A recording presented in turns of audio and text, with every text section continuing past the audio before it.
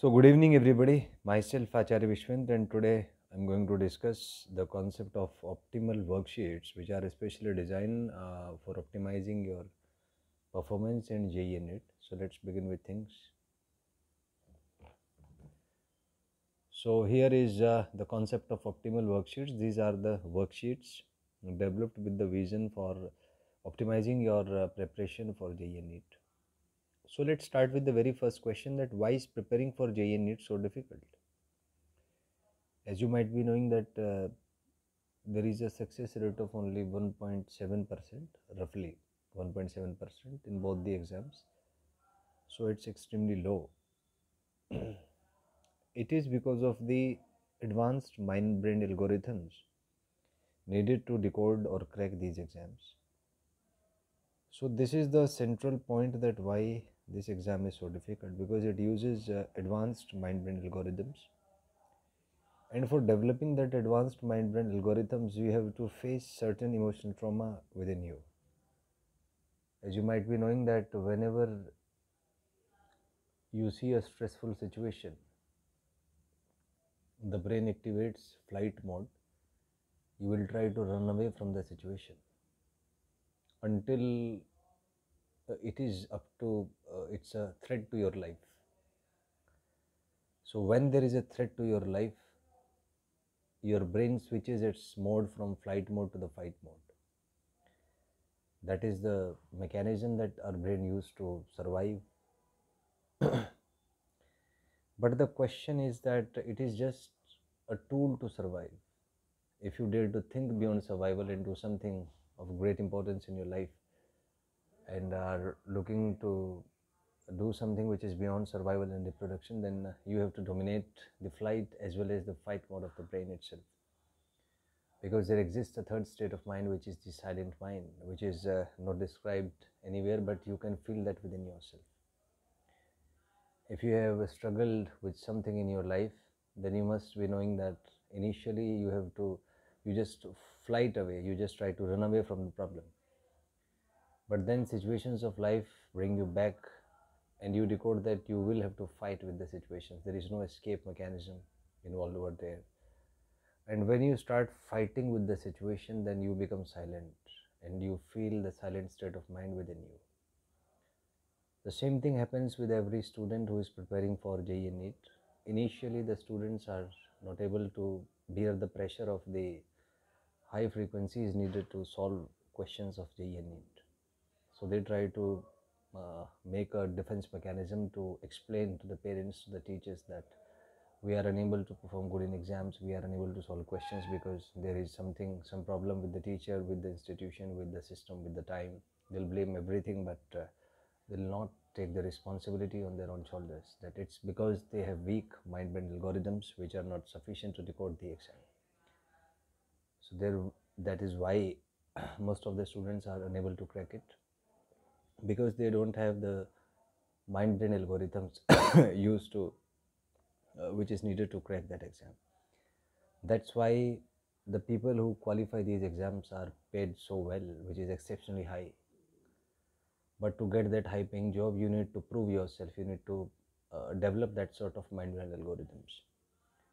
So when I was a student, I always used to think that what is that which differentiates between a topper from the top and topper from the bottom? Why every student is not able to perform to the same extent? Teacher is same for both. So the reason being that the processing is different by the students. Every student has a different mind-brain algorithm in terms of efficiency, in terms of productivity, in terms of complexity. And only those students are able to perform good who have strong and complex mind-brain algorithms. But before that algorithm is being developed in their mind-brain system, they have to go through emotional trauma, which is, you see, very complex, and it often the result is that most of the students are unable to cross that emotional trauma.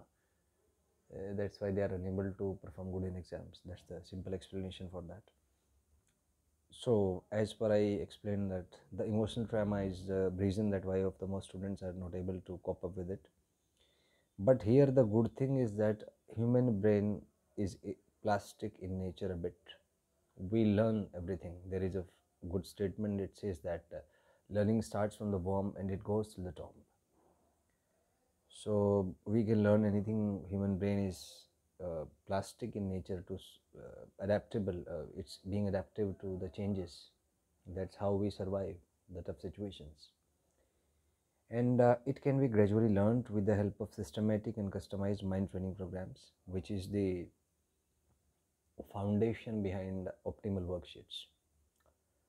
So let's start with things. So suppose there is a student is reading some book, or he's studying.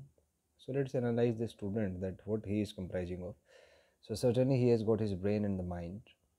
So when a student is studying, so he is actually transferring information to the brain, and different parts of the brain are working as a system. He's having certain sort of thought, he's trying to connect the new thing with the previous information, he's contemplating things. So different psychological and neurological processes are going on within his mind brain system, and because of those processes there is a development of certain neural patterns. So that neural pattern is the key. This neural pattern gets transferred to the mind. Mind, as per the Sigmund Freud psychoanalytical theory, is comprising of three things, or three levels: the conscious, the subconscious, and the unconscious. So there is a transfer of neural pattern from the conscious to the subconscious mind, and from subconscious to the unconscious mind. And when you are tested, the reverse process is there. When somebody asks you a question, so information is sent to your brain then recalls the mind, and the mind itself retains the information. So there is a reverse transfer of information from unconscious to the subconscious, and subconscious to the conscious mind, and from the conscious mind to the brain itself.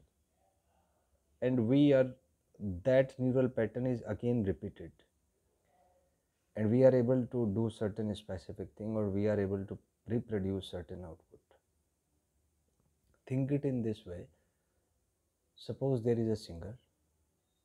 So singing is all about the frequencies of the music. There are notes, there are high and low pitch, there are scales. So basically it's a game of three things: the scale, the pitch, and the quality of voice. And every song that you sing is a triode of these three mixed up in different proportions. Now these three things leads to certain neural patterns. Every song which is being composed is a certain combination of scale, pitch, and the quality, and it keeps on changing. In any musical note, you can see that there are scales like C sharp, C major, A minor, A major. So they are different in frequencies that responds to the scale. And when you sing something, it induces certain sort of uh, you see emotional impact on you, and we feel amazing. That's why somebody love music, because it make us feel better, make us feel in a certain different way. We feel like being relieved from the complexities, from the pains of life, and we have access to another dimension of consciousness which is beyond explanations. That's why you like music. So in a way it's the game of frequencies. When you listen to certain songs, then there is a pattern, there is a pattern of frequencies, and if your mind brain system resonates with that pattern, you feel better. That's why explains why we love music. So whether you sing something, whether you dance something, whether you draw something, the patterns are involved over here. So as per GE NEET is concerned, there is a concept of pattern also, and there are about 50,000 patterns in all the three subjects: physics, chemistry, maths, or maybe physics, chemistry, bio. So the good student, they develop a mechanism of learning the patterns directly. So they are not concerned with thoughts, emotions, overthinking. They have got a certain process that how to develop the optimized neural patterns uh, as per the requirements of the exam. So the processes that they execute are different than other students. When I was a student, I was very open-minded student. I always used to think out of the box. When some teacher was teaching me, I used to think that what he or she has done, that he is able to store so much information in his mind. What is the process involved in that? Because I was unable to retain so many things. So that was the first question in my mind. I used to ask the teachers that, sir, how you are able to learn so many things and you are able to retain those things in the classroom or in the whiteboard or on in the class itself. But I didn't get any answer, so I started searching that myself. I started analyzing my working as a student. I analyzed other fellow students. Then when I moved to Kota, I analyzed thousands of students, how they works, how their mind brain works, and how it is possible to develop customized mind training programs which can make students perform better, which can help them out in dealing with the complex emotional traumas when their mind brain algorithms gets developed. So these optimal worksheets are all uh, the result of that basic concept of developing customized mind training programs. I started a sort of, you can say that, an organization with the same name, OST, Optimal Success Trajectory, in 2018 in Kota itself. So till then I'm working continuously on that project, that how to develop the mechanisms, the processes to improve the mind brain algorithms of the students, so that they can perform good in exams, and not in exams, in life itself. Because you take example of any exam, it's just an inception of your future. When you cracking JEE and NEET is not sufficient. When you will enter into JEE NEET, you again have to struggle, you again have to fight, you again have to perform. When you will get a fetch job, you again have to fight for that, you again need to prove yourself. So that performance is going to be the part of life till you live. So developing the mind brain algorithms are not just needed to crack JEE and NEET, it's a part of life itself. Better the algorithms, better chances are there, better opportunities are there in life to live a quality life. So that is simple philosophy behind optimal worksheets. So here one thing is clear, that when somebody asks us a question, then there is a recoiling of patterns from the unconscious mind to the subconscious, from subconscious to the conscious, and from conscious to the brain. And there is a retrieval or the retention of the neural pattern, and which is the key to success. And retention means revising again, and again. So those students who perform spectacularly good as compared to other students, they work on the process of retention. What they do is that they'll study something for, let's say, 10 minutes, then they'll take a break of 1 minute and they'll retain what they studied. So they develop a connection between the minds and the brain itself, and they repeat that process over certain intervals of time. That makes their mind system better than others. So retention is the key to success over here. Now coming to the optimal worksheets, these are based on gradual problem solving skills, which I'll be elaborating in the sample worksheet. So here is the sample worksheet. Suppose there is a topic called as the force. So the first question is, what is force mathematically? So mathematically, the average force is change in momentum per unit time. So here delta P is the change in linear momentum and delta T is the time interval. So this is the basic definition of the average force. From here things starts. Next is dimension of force. So dimension of force is dimension of delta P by delta T. Delta P has the dimension m1 L1 T minus 1, and this is T1. So the dimension is m1 L1 T minus 2. Next is SI unit of force, it is Newton. Next is CGS unit of force, it is Dian. Next now we have the ratio of Newton and Dian is 10 to the power 5. Then Dian by Newton is 10 to the power minus 5. Then we have instantaneous force, which is derivative of momentum with respect to time, dp by dt. Then is force is a vector quantity. Then we have a momentum time graph and 3 points on it, ABC. So the force on the graph is equal to tan theta, which is also equal to minus of tan alpha as per A is concerned. So if the angle is, you see, clockwise here, you just take minus tan alpha, and if angle is anti-clockwise, you take the slope as tan theta. Now force is positive, right? So obviously force is tan theta, so it's positive when theta is less than 90, which is possible in graph C over here.